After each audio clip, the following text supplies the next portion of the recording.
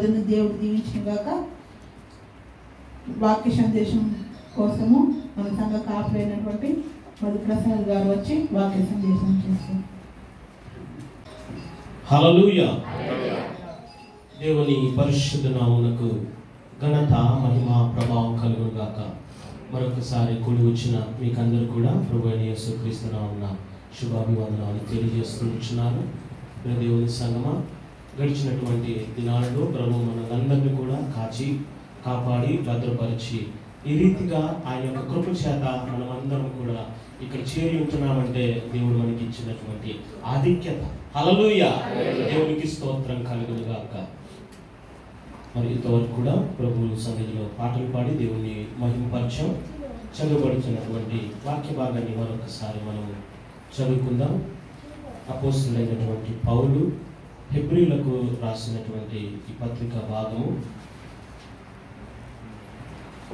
ఒకసారి మళ్ళీ చదువుకుందాం. చదవండి. ఆకాశ మండలము గుండా వెళ్ళిన దేవుని కుమారుడైన యేసు అను గొప్ప ప్రధాన యాజకుడు మనకు ఉన్నాడు గనుక మనము ఒప్పుకున్న దానిని గట్టిగా చేపడదాము. మన ప్రధాన యాజకుడు మన బలహీనతల యందు మనతో సహానుభావము లేనివాడు కాడు గాని సమస్త విషయంలో మన వలనే శోధింపబడినను ఆయన పాపము లేనివాడుగా ఉండెను గనుక మనము కనికరింపబడి సమయోచితమైన సహాయము కొరకు కృప పొందినట్లు ధైర్యముతో కృపాసనము యొద్దకు చేరుదుము. ఆమేన్. హెబ్రీలకు రాసినటువంటి పత్రిక భాగం ఈ యొక్క సువార్తల కంటేను పత్రికల కంటేను చాలా వ్యత్యాసం కలిగినటువంటిది. చాలా మంది స్కాలర్స్ ఏమంటారంటే ఈ హెబ్రీ పత్రిక అపోస్తలుడైనటువంటి పౌలు గారు రాయలేదు, మరి ఇంకా ఎవరో రాశారు అని. అయితే తర్జన చాలా హిస్టరీ చెక్ చేసి వాళ్ళు ఒక నిర్ణయానికి వచ్చారు, ఇది అపోస్తలుడైనటువంటి పౌలు గారే రాశారని. అందుకే మన యొక్క పరిశుద్ధ గ్రంథంలో అపోస్తలుడైనటువంటి పౌలు గారి యొక్క పేరు మీదే ఉంటుంది. కనుక మనము ఎప్పుడైనా చదివేటప్పుడు అపోస్తలుడైనటువంటి పౌలు హెబ్రీలకే రాస్తుంటున్నారు. అయితే హెబ్రీలు ఏ దేశంలో ఉన్నారో, ఏ రాష్ట్రంలో ఉన్నారో, ఏ స్థలంలో ఉన్నారో వాళ్ళకి వివరించేందుకు పాత నిబంధన గ్రంథాన్ని పోలికతోటి ఈ క్రొత్త నిబంధన గ్రంథంలో యేసుక్రీస్తు ఏమై ఉన్నాడో వాటి నెరవేర్పుని ఇక్కడ మన కొరకు ఆయన ఏర్పరిచారు. అయితే ఈ రోజున మనం చదువుతున్నటువంటి ఈ యొక్క పత్రిక హెబ్రీ పత్రికని మనం చదవాలి. ఏ రీతిగా పాత నిబంధన గ్రంథం నెరవేర్చబడిందో ఈ క్రొత్త నిబంధన గ్రంథంలో ఉన్నటువంటి పత్రికల్లో కల్లా హెబ్రీ పత్రిక చాలా ప్రాముఖ్యమైనటువంటి పత్రిక. ఆయన కృపాసనం యొద్దకు మనము ధైర్యముగా చేరాలట. ఒక చిన్న ప్రార్థన చేస్తున్నాము. మహోన్నతుడు అయిన తండ్రి, మహాగురుడా, నీ ప్రియబిడ్డలు ఇంతవరకు ప్రార్థించారు, నేను స్తుతించారు, సాక్ష్యం పంచుకొని ప్రత్యేక పాట పాడి వాక్యం కొరకు ప్రార్థించినటువంటి నీ బిడ్డను బట్టి నీకు స్తోత్రం. అయ్యా, నీ కృపాసనం యొద్దకు మేము ఏ రీతిగా చేరాలి? ఆ కృపాసనమైనటువంటి నీవు తండ్రి మా కొరకు చేసినటువంటి నాయన ఏ కార్యము చేత మేము ఇక్కడ నిలబడి ఇక్కడ కూర్చొని మేము నేను ధ్యానిస్తూ ఉంచున్నాము, మమ్మల్ని మేము పరిశీలన చేసుకున్నట్టు నీవే ఆత్మస్వరూపమైనటువంటి నీవు మాతో మాట్లాడండి తండ్రి. నీ నోటి మాత్రమే తండ్రి మాకు నాయన. నేను తండ్రి అల్పుణ్ణి, అయోగ్యుని ప్రభువా, మీరే ఒప్పింపచేసి గ్రహింపచేసి నాయన నీ ఆత్మశైలిలో ప్రభువా మేమందరం కూడా తగ్గించబడుతుంది. నీ నామమును మీరు గొప్ప చేసుకోవాలి, హెచ్చింప చేసుకోవాలి.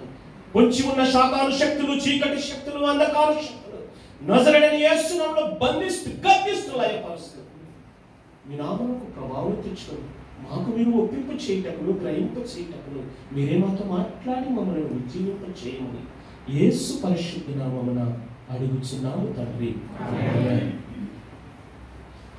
ప్రతి మనిషి నడిచే దారి తనకు అది పూలదారి, కడకు అదు చేర్చు గమ్యం ఘోర నరకము.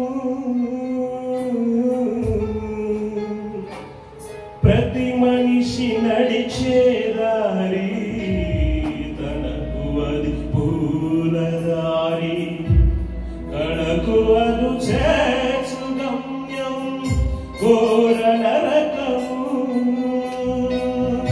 మనుషుడేది విత్తునో అదే పంట కోయును మనుషుడేది విత్తునో అదే పంట కోయును మంచి కోరి మనుగడ మార్చి గురి కలిగి పయనించు మంచి కోరి మనుగడ మార్చి గురి కలిగి పయనించు నిత్య జీవా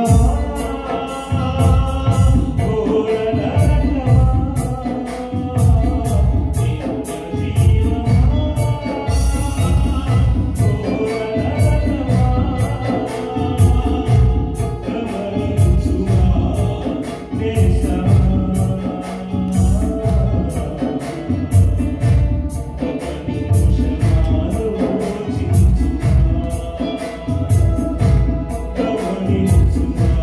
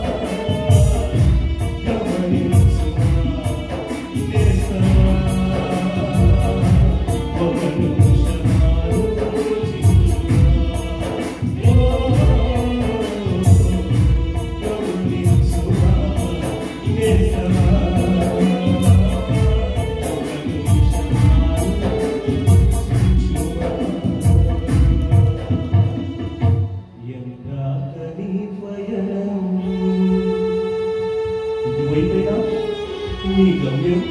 హల్లెలూయా. యాకోబు గారు రాసిన పత్రిక 4వ అధ్యాయము 8వ వచనం. దేవుని యొద్దకు రండి, ఆయన మీ యొద్దకు వచ్చును. ఇంకొక వచనం, ముందు వచనం చదవండి, 7వ వచనం. కాబట్టి దేవునికి లోబడి ఉండుడి, అపవాదిని ఎదిరించుడి, అప్పుడు వాడు మీ యొద్ద నుండి పారిపోవును. కృపాసనం యొద్దకు మనం ఏ రీతిగా చేరాలంటే, అపవాదిని మనం ఎదిరించినప్పుడు ఆ అపవాది మన యొద్ద నుండి పారిపోతాడు. ఎప్పుడైతే మనము పరిశుద్ధమైనటువంటి జీవితంలో పోరాడి ధైర్యంగా ఆయన యొద్దకు మనము చేరేవారముగా ఉంటున్నాము అని యాకోబు గారు ఇక్కడ రాస్తూ ఉంటున్నారు. కొత్త నిబంధన గ్రంథములో మనము ఒక మాటని మనము చూస్తూ ఉంటున్నాం.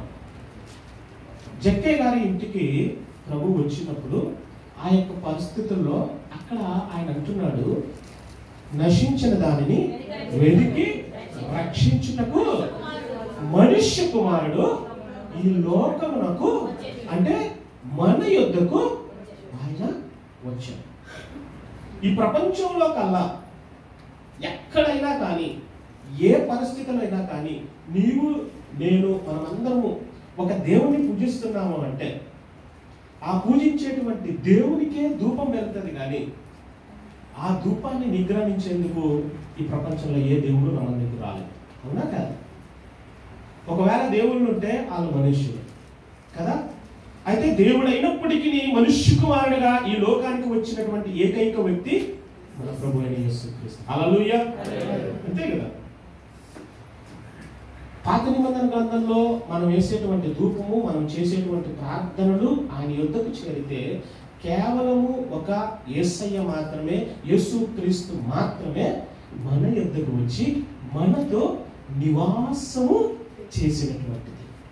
యాకోబు గారు అదే అంటున్నారు, నీవు ఆయన యొద్దకు వెళ్ళు, అప్పుడు ఆయన యొద్దకు వస్తూ వచ్చాడు. అంటే మరి నీవు యొద్దకు వెళ్ళినప్పుడే ఆయన మా యొద్దకు రాడా అంటే, దేవుడు అమర్యాదగా ప్రవర్తించేవాడు కాదు, రెస్పెక్ట్ లేనటువంటి వాడు కాదు, నీ హృదయంలోనికి కావాలని చొరబడేటువంటి వాడు కాదు. ఆత్మ ఎంత పరిశుద్ధమైందో, ఎంత విలువ కలిగిందో అది దానికంటూ కొన్ని కట్టుబాట్లతో ఉంటుంది. ఆ ఆత్మని నీవు ఆహ్వానించేందుకు నీవు సిద్ధపడి ఉండాలి. ఆ ఆత్మని నీవు ఆహ్వానించేందుకు నీవు ముందు సిద్ధపడాలి. నేను తలుపు యొద్ద తట్టుచున్నాను, నీ ద్వారం యొద్ద నేను నిలిచి ఉన్నాను. అంటే నీ హృదయ తలుపు ద్వారం దగ్గర ఆయన నిలిచి ఉన్నాడు, కానీ నీ హృదయంలోనికి చొరబడేటువంటి వాడు కాదు. నీ హృదయంలోనికి కావాలని చొచ్చుకునేటువంటి వాడు ఎవడు? నీ హృదయంలోనికి కావాలని బలవంతంగా చొచ్చుకునేటువంటి వాడు ఎవడంటే అపవాది. అందుకే వాడిని ఎదిరించాలి. వాడిని ఎదిరించినప్పుడే, వాడిని నీవు పెళ్లించినప్పుడే దేవుడు ఆ మాటల్ని నీ హృదయంలోనికి ఆయన ఇచ్చేవాడుగా ఉంటుంది. అపవాది అయినటువంటి వాడు ఎవరి యొద్దకు వచ్చాడు? మొదటిగా ఆదాము దగ్గరికి, హవ్వ దగ్గరికి ఆడొచ్చాడు. వీళ్ళు వెళ్ళాల, ఆడొచ్చాడు. ఆడు వచ్చి ఏం చేశాడంటే, ఎంత భయంకరమైనటువంటి పాపము అనే దానికి మించి వాడు ఏం చేశాడంటే, అమాయకమైనటువంటి ఈ యొక్క మానవుడు, అమాయకమైనటువంటి ఆ యొక్క ఆది మానవులుగా, మొట్టమొదటి మానవులుగా పిలువపరిచినటువంటి వారి యొక్క హృదయంలోనికి ఆ పాపాన్ని జొప్పించి, వారి హృదయంలోనికి ఆ పాపాన్ని జొప్పించి వారి యొద్దకు వచ్చి వారిని సన్నిధిలో నుంచి బయటికి తోసేశాడు. ఏదేను తోటలో నుంచి బయటికి తోసేందుకు వాడు చేశాడు. అందుకే ఈ రోజున యేసుక్రీస్తు మన కొరకు ఈ లోకానికి వచ్చి మనతో ఉండి సహవాసం చేసి మనతో ఆయన కలిసి పరిశుద్ధాత్మ ఉన్నప్పటికీ దాన్ని పోగొట్టుకునేటువంటి వారముగా మనం ఉంటున్నాము కనుక మనల్ని మనము ఎప్పటికప్పుడు సరి చేసుకోవలసినటువంటి పరిస్థితిని ప్రభు మనకు అనుగ్రహిస్తూ ఉంటున్నాం. హెబ్రీ పత్రికలో ఆయన ఏమంటున్నాడంటే ఒక ప్రధాన యాజకుడుగా కనబడుతూ ఉన్నాడు కదా. ప్రధాన యాజకుడుగా అని ఎందుకు బోధించాను అంటే, ఆయన నీ విన్నపాన్ని, నా విన్నపాన్ని, నీ మొరని, నా మొరని, మన అందరినీ మొరని ఆయన దేవుని దగ్గర పెట్టేందుకు ఒక యాజకుడుగా మన మధ్యలో ఉంటున్నాడు. ఆయన గతం అవ్వాలి మాటలు. ఎందుకు ప్రధాన యాజకుడుగా పిలువబడుతూ ఉంటున్నాడు అని అంటే, పాత నిబంధన గ్రంథంలో వారికి ఏదైతే ఆరాధన క్రమాన్ని, ప్రార్థన విధానాన్ని వారికి అనుగ్రహించాడో ఆ విధంగా వారిలో ఉన్నటువంటి ఒక నాయకుడు ఎవరంటే అహరోను కాదు. మొట్టమొదటిగా ప్రార్థన కొరకు ఏర్పరచినటువంటిది, పాప క్షమాపణ కొరకు ఏర్పరచబడినటువంటి వ్యక్తి అహరోను గారు. ఆ అహరోను గారు ప్రధాన యాజకుడిగా పిలువబడుచు ఉన్నారు.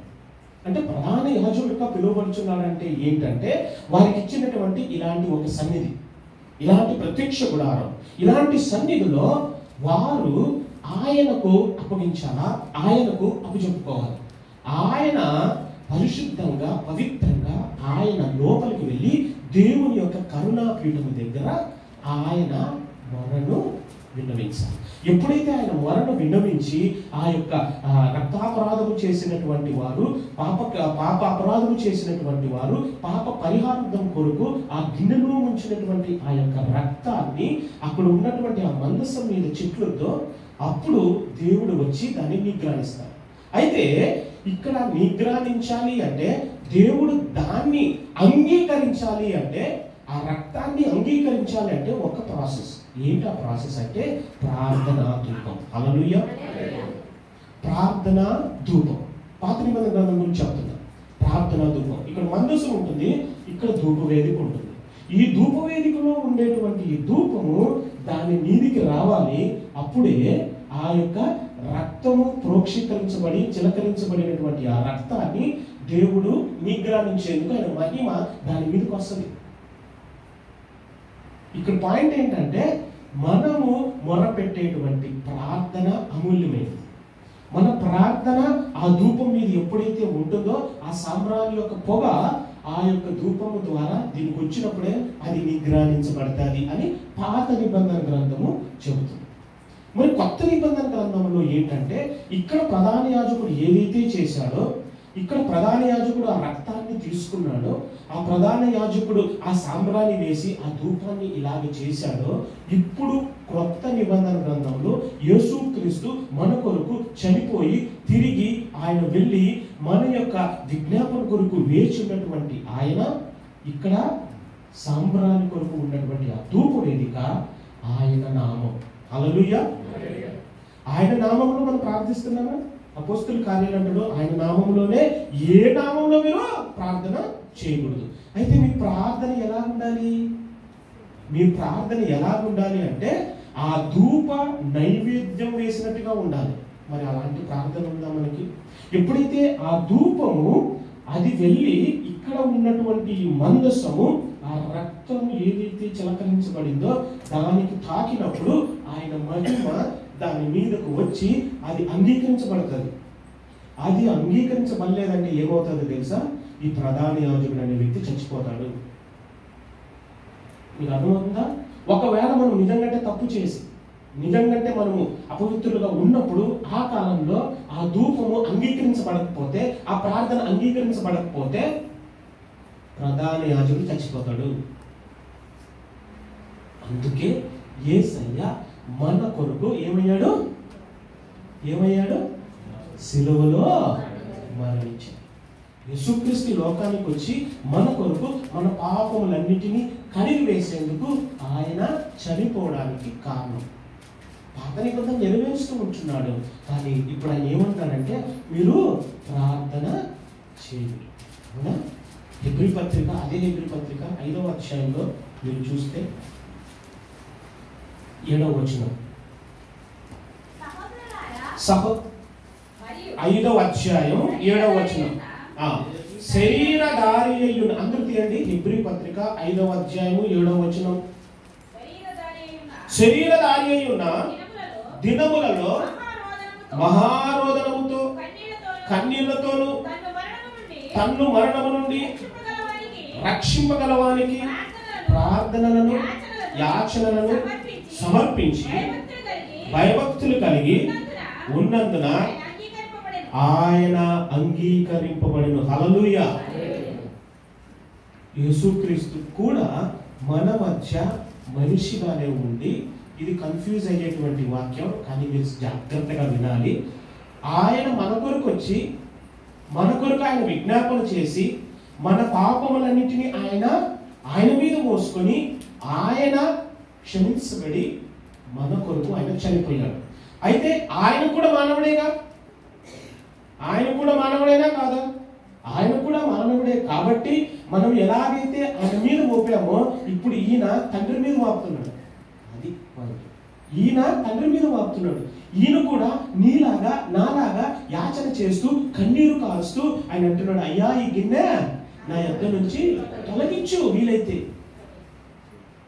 అయినప్పటికీ నీ చిత్తమే, నేను వెళ్తాను, సిలువలో మరణిస్తాను. ఇక్కడ అన్ని రకాలుగా అన్ని విధాలుగా ఆయన ఒక్కడే మన కొరకు చేశాడు. కాబట్టి మనము ఆయనకు చేసేటువంటి ప్రార్థన ఏ రీతిగా ఉంటున్నదో వాటిని మనము హెచ్చరించుకోవాలి, వాటిని మనము సరిచేసుకోవాలి. మన ప్రార్థనకు మనకి ఇచ్చినటువంటి ఒక ఆయుధం ఏంటంటే, ఒక గొప్ప మిసైల్ ఏంటంటే ప్రార్థన. ఆ ప్రార్థన మనం కలిగి ఉంటున్నప్పుడే, ఆ ప్రార్థనలో మనం ఉంటున్నప్పుడే దేవుడు నీ పట్ల నా పట్ల కనికరం చూపేవాడు.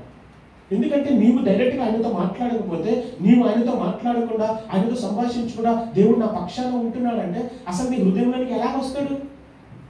నీ హృదయంలోనికి రావాలంటే నువ్వు అది అంగీకరించబడాలా, అది నువ్వు ఓకే చేస్తే కానీ ఆయన నీ హృదయంలోనికి రాడు కదా. మరి ఆయన నీ హృదయంలోనికి రావాలంటే నీ స్థితిని, నీ పరిస్థితిని దేవునికి అప్పచెప్పుకునే వారంగా మనం ఉంటాం. మనము ఆయన యొద్దకు వెళ్తేనే ఆయన మన యొద్దకు వస్తాం. ఇప్పుడు ఆయన యొద్దకు మనం వెళ్ళకుండా ఆయన మన యొద్దకు రాడు. కాబట్టి కృపాసనం యొద్దకు మనం ఎలాగ చేరుతాం? ఆయన కృప మన పైన ఉంటున్నది కరెక్టే. అంటే మీరు ఏది చేసినా ఏది చేయకపోయినా ఆయన కృప ఉంటున్నదని మనం నెగ్లెక్ట్ చేస్తున్నాం కదా. మనం ప్రార్థన చేయట్లేదు, మన ప్రార్థనలో అంగీకరించబడట్లేదు. ఆది కాండం మొదలుకొని ఇంతవరకు చేస్తున్నటువంటి ప్రతి ఒక్క విధము ఏంటంటే ప్రార్థన. అన్ని మారిపోయాయి, అన్ని పరిస్థితులు మారిపోయాయి, కార్యక్రమం మారిపోయింది, ఆరాధన క్రమం మారింది, ప్రార్థన విధం మారలేదు. అవునా కదా? అవునా కదా? దేవునికి చేసే ప్రార్థన ఆ క్రమం మారలేదు. యోషు మొట్టమొదటిగా ప్రార్థన ప్రారంభించింది.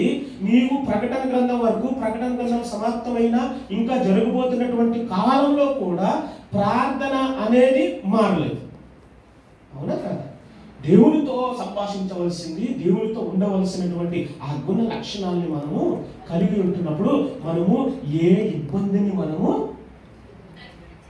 ఒకవేళ వచ్చిందంటే దాన్ని మనము ఎదిరించుకున్నాం. హల్లెలూయా. న్యాయాధిపతుల గ్రంథము మనకు తెలిసినటువంటి మాటలే గిద్యోని గురించి. కానీ గిద్యోని ఎన్నుకున్నాడు. గిద్యోని ఎన్నుకున్న తర్వాత అక్కడ ఉన్నటువంటి ఆ యొక్క మిద్యానీయులతో పోరాడాడు. కానీ అసలుకి గిద్యోని ఎందుకు ఎన్నుకోవాలి, మిద్యానీయులు ఎందుకు వచ్చారు, ఆ మనం జరుగుతున్నాం. న్యాయాధిపతుల గ్రంథం 8వ అధ్యాయం. ఇప్పుడు మీరే చేయాలి.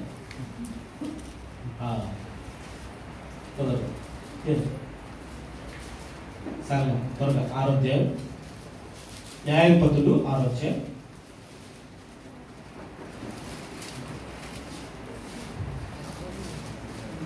మొదటి నుంచి చదవండి.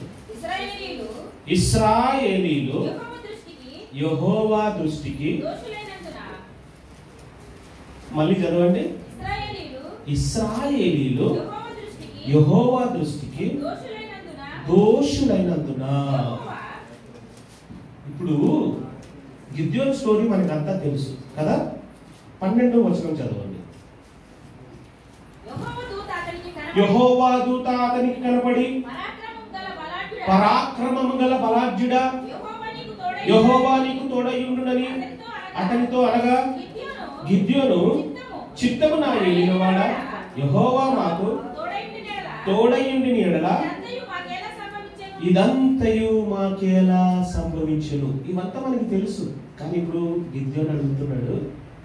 గిద్యోను ఏమడుగుతున్నాడు అంటే, మనం ఎప్పుడు కూడా పరాక్రమ బలాడిగా గిద్యోను ఎన్నుకున్నాడు, ఏ రీతిగా ఎన్నుకున్నాడు మనం కూడా ఎన్నుకోవాలి. కాదు. పరిస్థితి అది కాదు. ఇక్కడ చాలా రివర్స్ గేమ్లో ఉంది. ఏంటంటే గిద్యోను ప్రశ్న వేస్తున్నాడు దేవునికి, అసలు మాకెందుకు మిద్యానీయుల చేతిలో మేము యుద్ధానికి మేము బలవ్వాలి? మొట్టమొదటిగా మనం చూసింది ఏంటి? ఇశ్రాయేలీయులు యెహోవా దృష్టికి దోషులైనందున యెహోవా 7 ఏండ్లు వారిని మిద్యానీయులకి అప్పగించారు. ఎందుకు అప్పగించాడు వారికి అని అంటే 14వ వచనం చదవండి. 13వ వచనంలోనే మళ్ళీ చదవండి. గిద్యోను చిత్తము నా ఏలినవాడా, యెహోవా మాకు తోడయ్యుండిన ఎడల ఇదంతయు మాకేలా సంభవించును? యెహోవా ఐగుప్తులో నుండి మమ్మల్ని రప్పించదని చెప్పుచు మా పితరులు మాకు వివరించిన అద్భుత కార్యాలన్నీ ఏమయ్యాయి? ఎర్ర సముద్రాన్ని 2 పాయలు చేసి వాళ్ళు నడిచి వచ్చి, వాళ్ళు నీరు లేనప్పుడు ఆ చేదుగా ఉన్నటువంటి నీరుని తాగలేక అందులో కేవలము ఆకు వేస్తే నీరు ఏమైంది?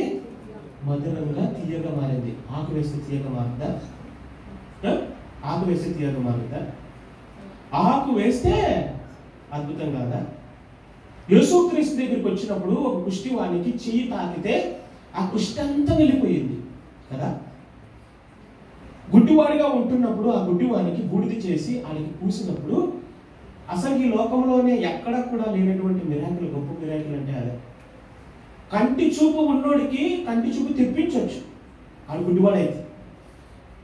ఓకే, పుట్టు గుడ్డివాడిగా ఉన్నటువంటి వాడికి ఇప్పటికి ఎక్కడ కానీ లేవు, వేరే కళ్ళు పెట్టాలి.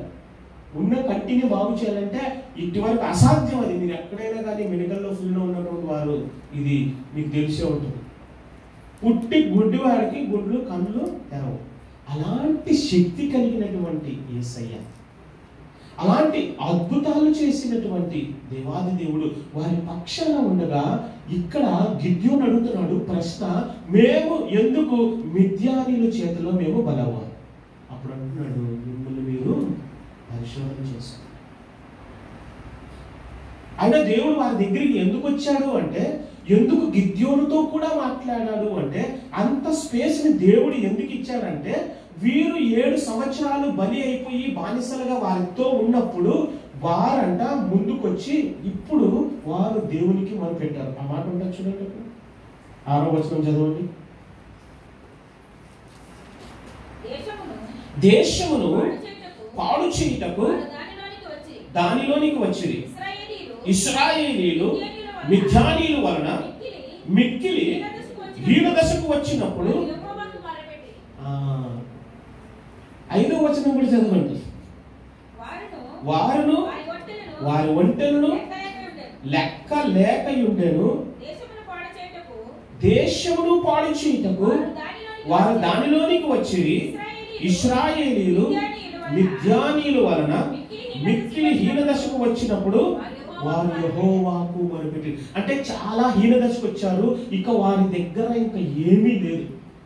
వారు ఏదైతే ఐగుప్తు దేశంలో నుంచి తీసుకొని వచ్చారో, ఏ ధనాగారం అయితే తీసుకొని వచ్చారో, ఈ 40 సంవత్సరాలలో వారి యొక్క కాల్బలము అంతా మారి వారి పిల్లలు ఇక్కడికి వచ్చి ఈ కనాను దేశంలో ఏదైతే పట్టుకున్నారో, ఏదైతే ఇప్పుడు పాలు తేనెలు ప్రవహించేటువంటి దేశము కొంతకాలానికి హీన దశకు వచ్చేసింది. ఇప్పుడు వారు మొదలుపెడుతున్నారు. మనం కూడా ఎప్పుడు మొదలుపెడతాం? మనం కూడా ఎప్పుడు గట్టిగా ప్రార్థన చేయమని చెప్తాం? ఎవరితో మాట్లాడినటువంటి వారు, ఎవరికి ఫోన్ చేయలేనటువంటి వారు, ఆ బంధువైనా శత్రువైనా ఎవరైనా ఏదైనా ఆ ఫోన్లు కొట్టి మనము మీరు ప్రార్థన చేయండి, మీరు ప్రార్థన చేయండి, మీరు ప్రార్థన చేయండి అని మనం అంటున్నామా లేదా? అంటే అప్పుడుకే మనకి ఏ దశ వచ్చిందంటే హీన దశకి మనము చేరుకుని వెళ్తున్నాం. ఆ హీన దశ రాకుండా మరి మనం ఆ హీన దశ రాకుండా ముందే పసిగట్టి మనం దేవుళ్ళలో ఉండాల్సినటువంటి బాధ్యత మనకు ఉందా లేదా? ఆయన కాపుదలలో మనం ఉండాల్సినటువంటి బాధ్యత మనకు ఉందా లేదా? అది గ్రహించి మనం ఎల్లవేళలా చేయవలసినటువంటి ఆరాధన క్రమము కానీ, ఎల్లవేళలా చేయవలసినటువంటి ప్రార్థన క్రమము కానీ, వాక్యాన్ని చదువుకునేటువంటి రీతిని కానీ మనం మర్చిపోతూ ఉన్నాం. అయ్యా నేను ఇవన్నీ చేస్తున్నాను అయినా కూడా నాకు కష్టాలు వస్తున్నాయంటే మన తెలివి తక్కువ పని. మనం ఏదో పొరపాటు చేసాం. దావీదు వలన పేతురు వలన మనం ఏదో పొరపాటుల్లో పడి ఉంటున్నాము కనుకనే మనకి తప్పిదాలన్నీ మన మధ్యలో మన పైన ఈ భారాలన్నీ వస్తుంది. ఆ శోధన నుంచి తప్పించేవాడు, నిన్ను ఎడబాయడు అన్నటువంటి దేవుడు, నీతో కాపుదల్లో ఉన్నటువంటి దేవుడు ఎందుకు ఈ శ్రమలన్నింటినీ మనకు వస్తూ ఉన్నాయి అంటే మన యొక్క ప్రార్థన క్రమము కానీ మన యొక్క వాక్య ధ్యానము కానీ ఆత్మీయత కానీ మనలో తగ్గిపోతూ ఆ దశకి చేరుకునేటువంటి వారిగా మనం ఉంటున్నాం. ఈ రోజున నీవు నేను హెచ్చరించ చేసుకోవాల్సినటువంటి మాటలు, నీవు నేను ఆత్మ పరిశీలన మనమే చేసుకోవాల్సినటువంటి వారు. క్రైస్తవులుగా ఉన్నటువంటి మనము ఆయన సన్నిధిలో ఉన్నటువంటి మనమందరము ఒక్కొక్కరు కూడా పరిశీలన చేసుకున్నాం. మనం ఇది చాలా కేర్లెస్గా తీసుకుంటున్నాం. ఒకవేళ నువ్వు ఉదయాన్నే లేచి నువ్వు ప్రార్థన కనుక దేవునికి కృతజ్ఞత అర్పణ చెల్లించకపోతే అది ఎవరు తప్పు కదా? దేవుడు నిన్ను కాచి రోజంతా కాపాడి నీకు నాకు తెలియని రీతిలో ఎన్నో అద్భుతాలు చేసి మన ప్రయాణాల్లో కానీ మన యొక్క కార్యంలో కానీ దేవుడు మనల్ని కాపాడుతున్నటువంటి జ్ఞానం మనకు ఉండాలి కదా. వాటికి తిరిగి నువ్వు పడుకునే ముందు నువ్వు ప్రార్థన చేసుకోవాలి కదా. సాయంకాలం వచ్చినప్పుడు కొంత వాక్యాన్ని నువ్వు చదువుకోవాలి కదా. ఎక్కడో లేదు, మనలోనే ఉంది. మనం ఆ స్థితికి పరిస్థితికి హీన దశకి మనం వెళ్ళిపోతూ ఉంటున్నామంటే ఇతరులు చూసి మనం నవ్వుకుంటున్నాం కానీ, ఇతరులకి దీని దశ వచ్చిందని మనం నవ్వుకుంటున్నాం కానీ, మనకు ఆ స్థితి వచ్చినప్పుడు మనం ఏ పరిస్థితిలో మనం దేవుడి వైపు మనం తిరగాలో ఆ వైపుకు తిరగకుండా మనము దేవుడిలో ఎల్లప్పుడూ కూడా దేవుడిలో ఉంటే మనకు ఆ సంతోషాన్ని దేవుడు తీసేవాడు కాదు కదా. వీళ్ళు అంటున్నారు ఆ హీన దశకు వచ్చేసారంట. అందుకే గిద్యోని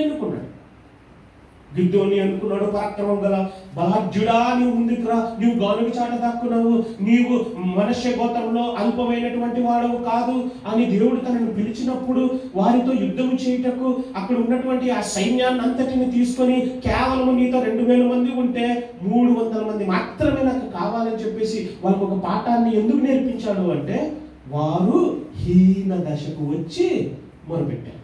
హీన దశకు వచ్చినప్పుడే మొరపెడుతూ ఉంటున్నాం. మనం ఈ రోజున అలాంటి హీన దశకు రాకుండా మనల్ని మనం ఎప్పుడు కూడా ఆయన కాపుదలలో ఉంటే ప్రభు మన పట్ల జాలిని చూపించి ఆ యొక్క ఉపద్రవాన్ని ఆ యొక్క ఆపదను తీసివేసేవాడుగా ఉంటాడు. అందుకే యోనాకు ఒక పాఠాన్ని నేర్పించాడు. ఏ పాఠాన్ని నేర్పించాడు? ఒక సొరచెట్టుని చేపించి ఆ సొరచెట్టుని అంతలోనే ఆయన చెట్టుకి పువ్వులు కాయలు కాసి ఆ చెట్టుని మళ్ళీ తిరిగి ఒక రోజులోనే ఆ చెట్టు వాడిపోయి ఎండిపోయి నాశనం అయిపోయింది. అప్పుడు యోనాతో అంటున్నాడు, నువ్వు ఈ సొరచెట్టు గురించే నువ్వు ఇది చేస్తున్నావే, నేను ఆ నినివే పట్టణంలో ఉన్నటువంటి యూదుల గురించి మనుష్యుల గురించి నేను ఆలోచిస్తూ ఉన్నప్పుడు ఆ నినివే పట్టణానికి నువ్వు ఎందుకు వెళ్ళలేదు? అక్కడ ఎందుకు నువ్వు సువార్తను ప్రకటించలేదు? లేదు ప్రభు, నువ్వు జాలి కలిగిన దేవుడు, నువ్వు దయ కలిగిన దేవుడు, నువ్వు మంచోడు, నువ్వు నేనేది వెళ్ళేది అక్కడికి, నేనేం చెప్పేది అక్కడికి, నువ్వు అన్ని చూసుకునేవాడు కదా అని నెగ్లెక్ట్ చేశాడు. ఈ రోజున మన పరిస్థితి అంతే. నువ్వు జాలి కలిగిన దేవుడు తండ్రి, నేను ఆరాధనకి వెళ్తున్నాను ఆయన, నేను ఆరాధనలో నేను ధ్యానిస్తున్నానైనా, నేను కానుకిస్తున్నానైనా, నేను ఎక్కడ కూడా తప్పు చేయకుండా నేను హృదయంలో పరిస్థితి చేకూర్చి నేను ఉంటున్నానైనా అనుకుంటే మాత్రం పర్వాలేదు. మనల్ని మనం ఎప్పటికప్పుడు దేవుని సన్నిధిలో మొదలుపెడుతూ ఉంటాం. మరి ఆయన కృప కలిగిన దేవుడు కదండి, ఆయన కృప మన మధ్యనే ఉంటుంది ఓకే, కానీ నీ వంతు, నీ బాధ్యత, నీ ద్వారా దేవునికి చెల్లించవలసినటువంటి అర్పణని మనము చెల్లించేవారుగా మనం ఉంటాం.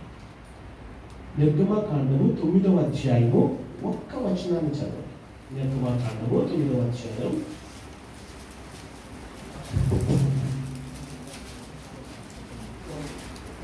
తరువాత యెహోవా మోషేతో ఇట్లనెను, నీవు ఫరో యొద్దకు వెళ్ళి నన్ను సేవించుటకు నా ప్రజలను పోనిమ్ము. ఇప్పుడు దేవుని యొక్క హృదయాన్ని గ్రహించండి. ఇక్కడ మళ్ళీ చదవండి. తరువాత యెహోవా అంటే తండ్రైన దేవుడు ఏమంటాడంటే, నీవు ఫరో రాజు దగ్గరికి వెళ్ళి నన్ను అందరం నన్ను సేవించుటకు. ఈ ప్రజల్ని ఎందుకు ఎన్నుకున్నాడు? ఈ ప్రజలు ఏమి కలిగి ఉండాలా?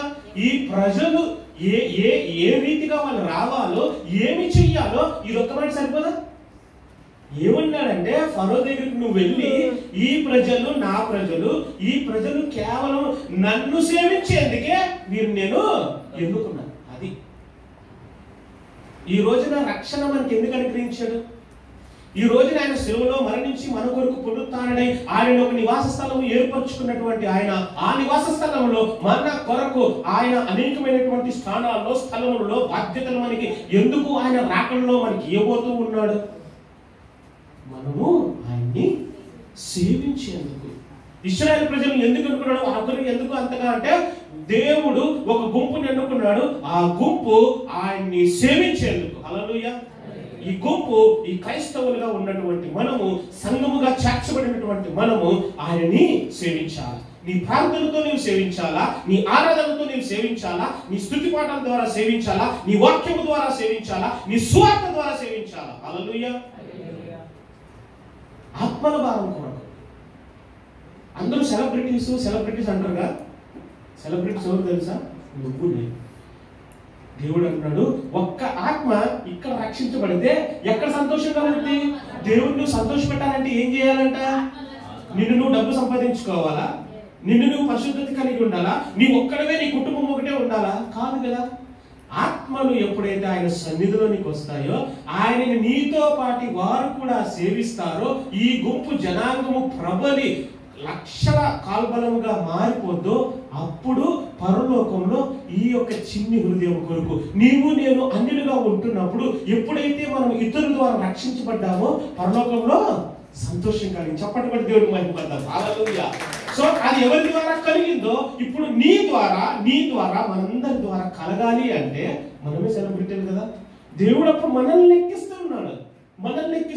ఎవరినో చూసి మనం చప్పట్లు కొడుతూ ఉంటున్నాం, ఏవో వీడియోలు చూసి చప్పట్లు కొడుతూ ఉంటున్నాం. కానీ పరలోకంలో నీ కొరకు నా కొరకు అక్కడ చప్పట్లు కొడుతూ ఉన్నారు, సంతోషంగా ఆనందం చేస్తున్నారు. ఆ సమంతా కూడా ఎవరి కోసం? నా కోసం మీరు వెళ్ళి సువార్తను ప్రకటించి ఆయనను సేవిస్తారు.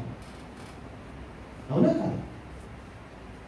దావీదు మహారాజు ఆయన యొక్క ఆరాధనలో ఆయనకున్నటువంటి స్థాయి కానీ, ఆయనకున్నటువంటి ఆ యొక్క కోయిల్ టీమ్ కానీ, మ్యూజిషియన్స్ కానీ, ఆయన ఆరాధించేటువంటి ఆ గుడారంలోనే, చిన్ని గుడారంలోనే ఎలాగా ఆరాధించారంటే ఇప్పటికీ అలాంటి ఆరాధన క్రమము జరగలేదు. అందుకే దావీదు హృదయానుసారుడుగా ఉంటున్నాడు. హల్లెలూయా.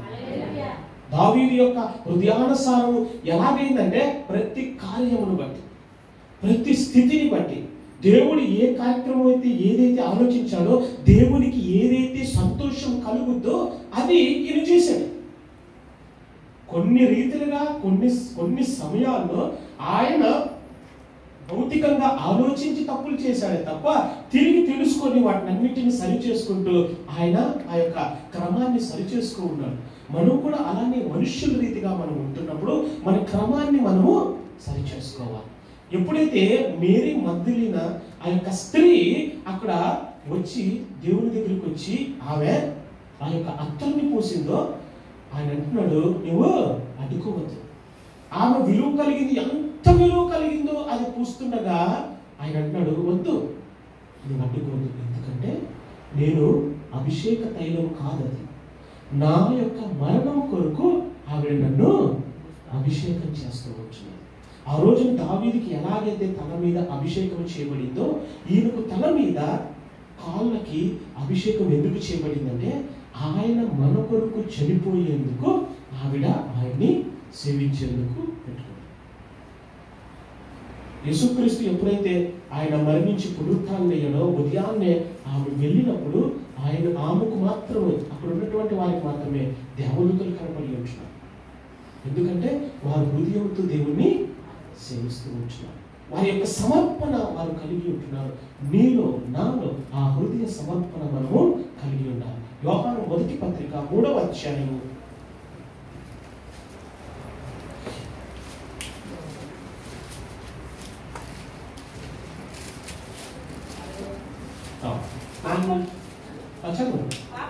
ప్రతివాడును పాపము చేయి ప్రతివాడును ఆజ్ఞను అతిక్రమించును.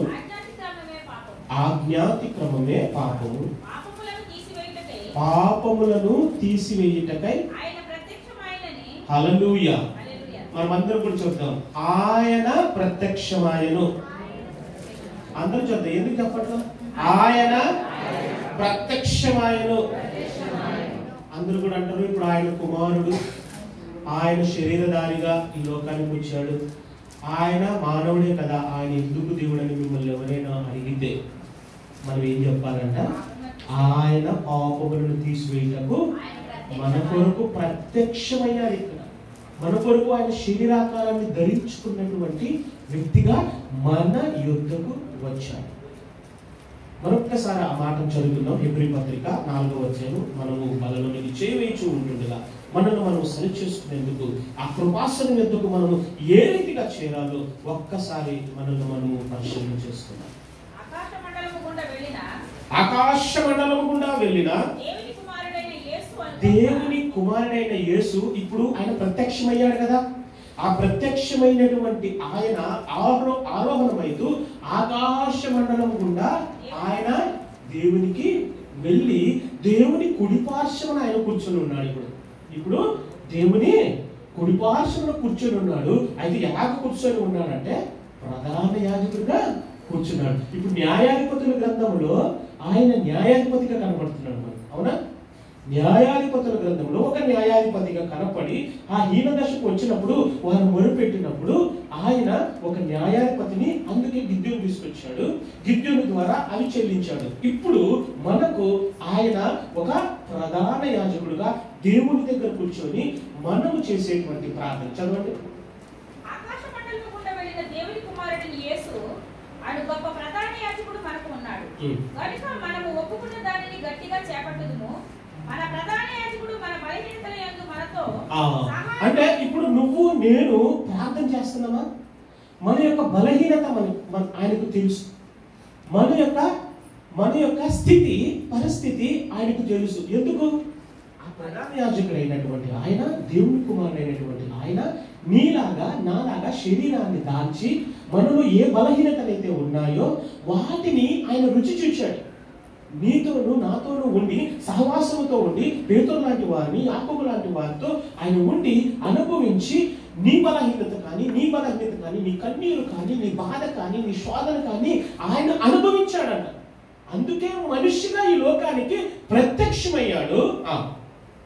మన ప్రధాన యాజకుడు మన బలహీనతల యందు మనతో సహానుభావం లేనివాడు గాని సమస్త విషయములలో మన వలనే శోధింపబడిన. ఆయన శోధించబడ్డాడా లేదా?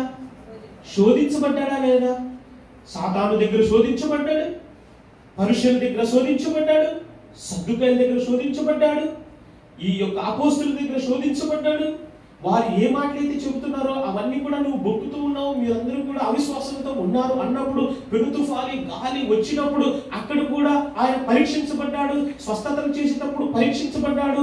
ఆయన పరలోక రాజ్యం ఉంటున్నదని ఉపమానం చెప్పేటప్పుడు ఆయన వారితో ఉండి సహా అనుభవము చేత ఉన్నటువంటి ఈయన అన్నీ తెలుసు. కాబట్టి నీతో సహవాసం చేస్తున్నటువంటి ఈయన దగ్గరికి మనం ఎలాగ వెళ్ళాలంట?